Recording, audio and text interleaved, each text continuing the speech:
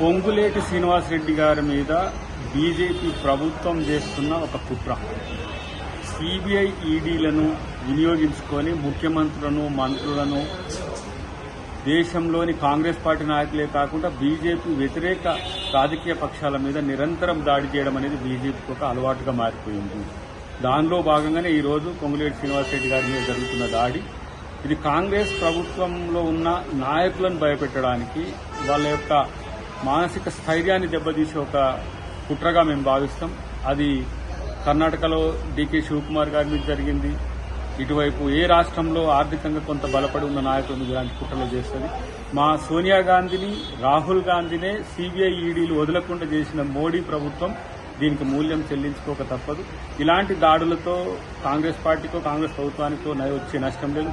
వ్యక్తిగతంగా పొంగులేటి శ్రీనివాసరెడ్డి గారికి కూడా వచ్చే నష్టం లేదు. తప్పు చేయకుండా ఒక మంచి బిజినెస్ మ్యాన్ గా తెలంగాణలో ఉన్న తనపై రాజకీయ కక్షపూరిత దాడి చేయడం అనేది దీన్ని తీవ్రంగా ఖండిస్తున్నాం. డెఫినెట్ గా ఇది బీజేపీ మార్క్ రాజకీయానికి ఇది పరాకాష్ఠ అని చెప్పక తప్పదు. ఎంటర్టైన్మెంట్ మూవీస్ అన్ని అవైలబుల్ గా ఉన్నాయి. Please download hit TV app. Hit TV app. Hit TV app ని ఫ్రీగా డౌన్లోడ్ చేసుకోండి.